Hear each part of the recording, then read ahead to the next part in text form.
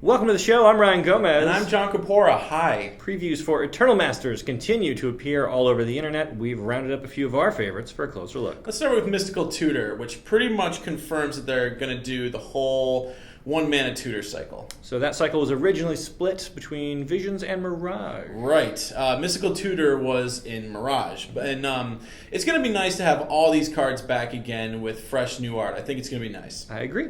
So talk to me about Shardless Agent. I've heard players begging for a reprint on this guy. I don't get it. What's the deal?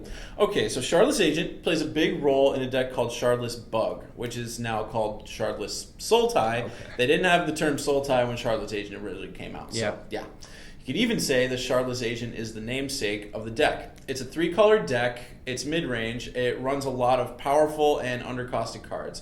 What the deck does with Shardless Agent in particular is you set up Ancestral Visions with it. So you can brainstorm an Ancestral Vision to the top of your deck, and then you can cascade into it and just get to cast it for free. You don't have to mess around with suspending it or any of that. Gotcha. Or what you could do is you could just run out Shardless Agent on turn 3 and cascade for value. That's always good. Shardless Agent sits at the top of a curve in the Shardless Soul Tie deck that includes Tarmogoyf and Baleful Strix, the latter of whom gets a reprint in Eternal Masters. Hey, look at that. All right, so don't let the bear-sized body fool you. The Cascade trigger is what really brings the pain from Shardless Agent. Oh, yeah, definitely. But if you're looking for a huge body with Cascade upside, Maelstrom Wanderer seems pretty good. Yeah, he's a big legendary creature, so that means I want to use Karakas on him. Okay. So I guess if you don't win with the first 2 Cascades, then those back 2 Cascades are really going to wrap things up for you. Yes. So here's one I know you're excited for, John. Hymn to Turok. Okay, Hymn to Turok. I'm glad we got to talk about this one because this is a real point of contention here in the office. So we all have a Pauper League that runs in the office. We're on like our 9th one now at this point. Okay, great. You and I participate every season. So the way our league works, since it's paper, and we have a lot of older players that want to play with the cards they liked from when they were kids back in 1994 and whatnot, we just play everything that was ever printed at Common. Every mistake that Wizards of the Coast ever made. It doesn't matter if it wasn't printed online at Common. We're going to play it if it was ever a Common. So the most relevant ads that gives us are Sinkhole, Goblin Grenade, which is probably actually the best card in our format, and Hymn to Turok. The mono black deck with Hymn to Turok hasn't won one time. Okay, not once.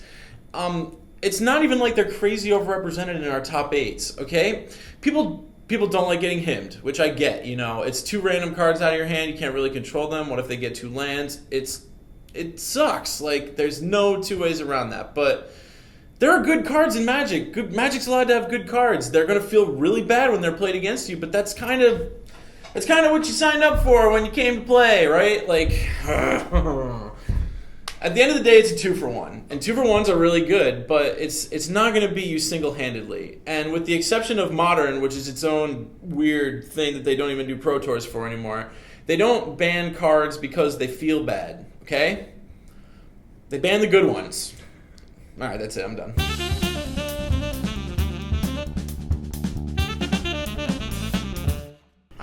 Alright, so we'll close out with Counterspell and Chain Lightning, which are also notable for their popularity in Pauper. Chain Lightning was a common back in Legends, so you can use this printing in your Pauper Burn deck, which was weirdly one of the more expensive decks in the format. Yeah, Burn's usually one of the cheaper options in any format that it's in, so that was kind of weird, but I think Chain Lightning's reprinting here is going to help a lot of things. Absolutely. Counterspell, been around forever, but only has 2 printings with a modern card frame, as far as I remember. A dual deck, and then again in dual deck anthologies, so not exactly a high supply of counterspells. Yep, so hopefully Eternal Masters can remedy that. So the set will be here before we know it. Make sure you get your pre-orders in today at TCGplayer.com. Thanks for watching, and we'll see you next time. Bye, Internet!